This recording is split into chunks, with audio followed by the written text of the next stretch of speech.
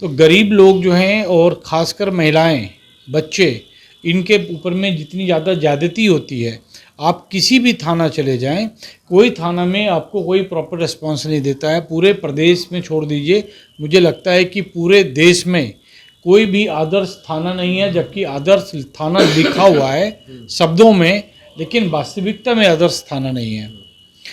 सरकार ने बहुत प्रयास किया कि थाना के अंदर उन्होंने मैनेजर बैठा दिया एफआईआर करने को, फिर भी इस तरह का बनाया हुआ सिस्टम है कि जब तक थाना इंचार्ज एसएचओ जो है मुहर नहीं लगाएंगे, आप एफआईआर नहीं करा पाएंगे।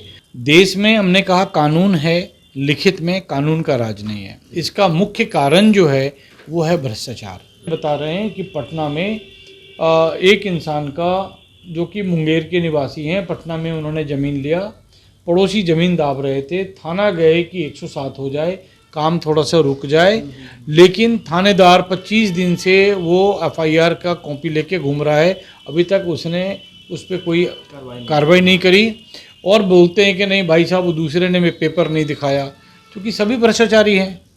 अगले ने पैसा दे दिया, इस बीच में बिल्डिंग खड़ा कर लेगा, उसके बाद आप परेशान होते रहिए।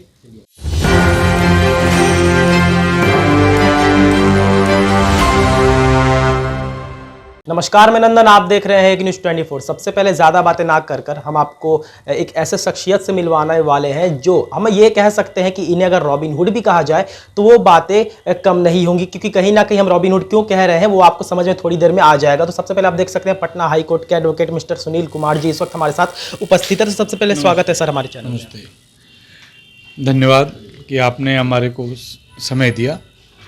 अच्छा, हाई कोर्ट ना मिलकर, कोर्ट ना मिलकर आप हमें यहाँ मिले हैं, क्या इसके पीछे का कारण है? क्योंकि आपने हमसे बातचीत अभी हुई जहाँ आपने कहा कि हम सोशल वर्क करने में बहुत ज़्यादा उत्सुक रखते हैं और साथ में आपने कहा कि समाज सेवा हमारे अंदर है। तो क्या ये ख्याल मन में कहाँ से आया था? क्योंकि आज के समय में जहाँ 2 पैसे के बजाय लोग 10 पैसे कमाना चाहते हैं, भले इलीगल काम करके, वहाँ आप समाज सेवा का मन में लेकर चल रहे हैं। तो क्या इसके पीछे कहाँ से शुरुआत की आपने?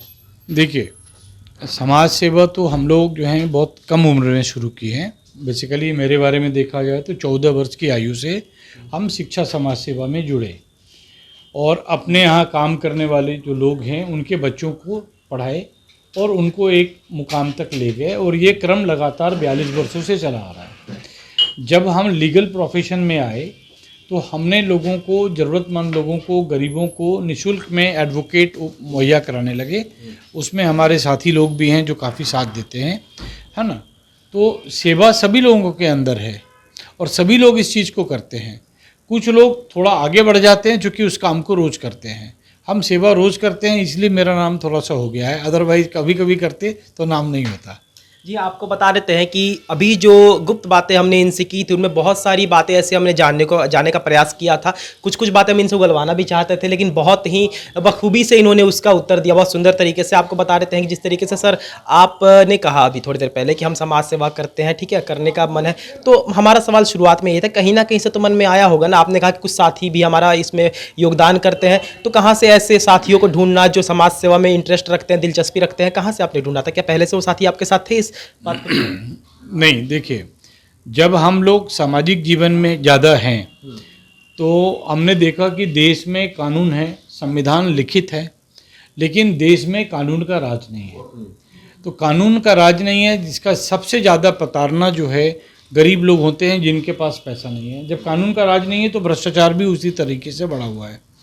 तो गरीब लोग जो हैं और ख़ासकर महिलाएं, बच्चे, इनके ऊपर में जितनी ज़्यादा ज़्यादती होती है, आप किसी भी थाना चले जाएं, कोई थाना में आपको कोई प्रॉपर रिस्पॉन्स नहीं देता है। पूरे प्रदेश में छोड़ दीजिए, मुझे लगता है कि पूरे देश में कोई भी आदर्श थाना नहीं है, जबकि आदर्श थाना लिखा हुआ है शब्दों में, लेकिन वास्तविकता में आदर्श थाना नहीं है। सरकार ने बहुत प्रयास किया कि थाना के अंदर उन्होंने मैनेजर बैठा दिया एफआईआर करने को, फिर भी इस तरह का बनाया हुआ सिस्टम है कि जब तक थाना इंचार्ज एसएचओ जो है मुहर नहीं लगाएंगे, आप एफआईआर नहीं करा पाएंगे। इन सब प्रॉब्लम को देखते हुए हमने, जब लॉ प्रोफेशन में आए तो चूँकि शिक्षा समाज सेवा में पहले से थे, तो हमने गरीबों को निःशुल्क में अधिवक्ता उपलब्ध कराने का प्रयास किया।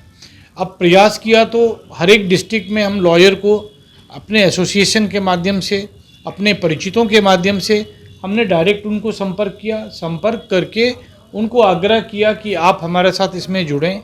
और सभी लॉयर, जिस तरह से डॉक्टर फ्री में देखते हैं, लेकिन डॉक्टर बहुत बुद्धिमत्ता से एक दिन कैंप लगा के देखते हैं जिससे उनको बेनिफिट मिलता है, रोज़ नहीं देखते हैं। लॉयर रोज़ आपको फ्री में केस लड़ते दिख जाएंगे किसी न किसी गरीब का, सिर्फ संगठित नहीं थे।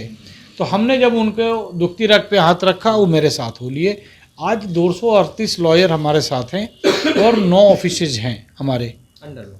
हाँ, हमारा खुद का 9 ऑफिस है, भागलपुर से लेके दिल्ली तक कार्यालय हमारा है। और लॉ फर्म होने के कारण जो है, आपको जब आप बीपी लॉ में आएंगे, अब पटना में जैसे हम लोगों ने एबडिको के साथ टाई अप किया है ना, तो पटना एबडिको इसलिए हम लोग लेकर के आए ताकि पूरे प्रदेश से लोग आकर के यहाँ पर बेनिफिट ले पाएँ। तो हर एक जगह हम लोग साथ में एक साथ चल रहे हैं, लॉयर मिल जाते हैं, बहुत अच्छे अच्छे लॉयर हैं जिनके दिल में सेवा भाव है। अच्छा सर, आप लॉ फील्ड से बिलोंग करते हैं, आपने स्टार्टिंग में ही कहा था ये प्रश्न के पहले कि संविधान बन तो गया है लेकिन फॉलो नहीं होता है, क्योंकि कहीं ना कहीं बहुत सारे लीडर्स की अगर बात करें तो ब्लेम भी लगाते हैं कि हाँ संविधान फॉलो नहीं होता है। तो क्या सबसे बड़ा लिखित संविधान है हमारा और उसे फॉलो नहीं करना, तो इसके पीछे क्या कारण लगता है कि संविधान से अगर देश चलता तो क्या देश अभी बहुत सही रहता? आप लॉयर, इसलिए हम ये सवाल आपसे उठा रहे हैं। देखिए, लिखित संविधान सही है तभी 75 साल से चल रहा था। उसमें कुछ चीज़ें ऐसी थी जिनको परिवर्तन करना चाहिए था, चूँकि अंग्रेज ज़माने में कट कॉपी पेस्ट भी कोई बहुत सारी चीज़ें थी। देश में हमने कहा कानून है, लिखित में कानून का राज नहीं है। इसका मुख्य कारण जो है वो है भ्रष्टाचार। अगर आप किसी थाने में जाते हैं और कोई भी एसपी यदि एब्सोल्यूट ऑनेस्ट इंसान है, उसके क्षेत्र में आप देखेंगे आपके लोगों को दिक्कत नहीं होगी, एफआईआर में भी दिक्कत नहीं होगी। अभी सरकार ने भ्रष्टाचार को ओवरकम करने के लिए बिहार में भी और देश में भी 112 नंबर दिया गया है, लेकिन उसका भी प्रचार सरकार के पदाधिकारी ठीक से नहीं कर रहे हैं कि लोग जागृत हो जाएंगे तो उनका भ्रष्टाचार कम हो जाएगा। हर एक चौक चौराहे पे डायल 112 लिखा रहना चाहिए, लिखा हुआ रहता है, लेकिन कोई प्रयोग नहीं है। उसकी भी एक कंप्लेन आती है सर कि लोग अगर कॉल लगाते हैं 112 पर तो कभी कभार अवैध कॉल बताता है, कभी कभार कॉल भी नहीं लगता है। 112 में शुरू में बहुत तत्परता से लोग थे, अब वो मिली भगत में 1/4 लोग चले गए हैं। ठीक, अब वो अटेंड भी नहीं कर पा रहे हैं, मामले को भी क्लोज कर दे पा रहे हैं, और कई लोग तो भरवली ही उसको क्लोज कर दे रहे हैं। पता नहीं ग्रामीण क्षेत्र में लोगों का साथ में क्या करें। लेकिन हम लोग लोगों को अवेयर करते हैं कि आप थाना जाने के पहले कहीं कोई डिस्प्यूट हो रहा है तो 112 में फ़ोन करें। अभी हमने आपको हाल में बता रहे हैं कि पटना में एक इंसान का, जो कि मुंगेर के निवासी हैं, पटना में उन्होंने ज़मीन लिया, पड़ोसी ज़मीन दाब रहे थे, थाना गए कि 107 हो जाए, काम थोड़ा सा रुक जाए, लेकिन थानेदार 25 दिन से वो एफआईआर का कॉपी लेके घूम रहा है, अभी तक उसने उस पर कोई कार्रवाई नहीं करी। और बोलते हैं कि नहीं भाई साहब, वो दूसरे ने पेपर नहीं दिखाया, क्योंकि सभी भ्रष्टाचारी हैं। अगले ने पैसा दे दिया, इस बीच में बिल्डिंग खड़ा कर लेगा, उसके बाद आप परेशान होते रहिए। एक आखिरी सवाल लेंगे आपसे सर, पहले आपको दिखा देते हैं कि हम जिस भी कार्यालय में जाते हैं या जिस भी ऑफिस में जाते हैं, वहाँ आपने देखा होगा कि पीछे मेडल्स रहते हैं, ट्रॉफीज़ रहती है, गिफ्ट्स रहते हैं। वो इसलिए नहीं कि उन्होंने वो हासिल किया है, वो इसलिए कि उन्होंने वो दिखाना रहता है, और उस साथ में बुके से सजा हुआ पूरा का पूरा जो कह सकते हैं केबिन रहता है। लेकिन यहाँ पर आप देख सकते हैं, हम चाहेंगे अपने सहयोगी से कि दिखाए कि पूरी की पूरी फाइल्स यहाँ पर है, नीचे किताबें रखी हुई है, आप उस साइड भी देखिए, सिर्फ किताबें ड्रॉअर में रखी हुई है, और साफ पता चलता है कि हाँ असल मायने में हम किसी एडवोकेट के केबिन में आकर बैठे हुए हैं। तो इसके पीछे का क्या कारण है सर? देखिए, अब जब काम करेंगे है ना, तो हम लोग करीब ऑन रिकॉर्ड करीब 5000 से ज़्यादा क्लाइंट हैं अभी, और आने वाले समय में हमें लगता है कि एबडिको के जुड़ने से, चूँकि पटना एग्जीबिशन रोड पे स्थित है, हम लोग मुश्किल से 2 साल में क्लाइंटों की संख्या 10,000 तक ले जाएंगे। काम करेंगे तो फाइल तो बढ़ेगा ही, है ना। लेकिन दिखावे के लिए आपने कुछ नहीं रखा है? दिखाने के लिए जगह नहीं, स्पेस ज़रा बढ़ा दीजिएगा तो दिखाएंगे ना। और जहाँ रहा बात ट्रॉफी का, मेडल्स का, तो हम चूँकि सामाजिक जीवन में भी रहे, तो एक इंसान ने मुझे मेडल दिया, तो फिर मुझे मालूम हुआ कि वो मेडल पैसे देने से भी मिल जाता है। तो हमने सब लोगों को बोला कि भाई मेरे को मेडल मत दो, गरीबों के दिल में मेरी जगह जो है वही मेरे लिए मेडल है। उनके आँख में जो मेरे लिए आंसू है, नमी आती है, वही मेरे लिए मेडल है। इसलिए मैं किसी से मेडल नहीं लेता हूँ, कोई फर्जी टाइप की संस्था में जाकर के चीफ गेस्ट नहीं बनता हूँ, सब मैंने बंद किए जो कि टाइम वेस्ट है।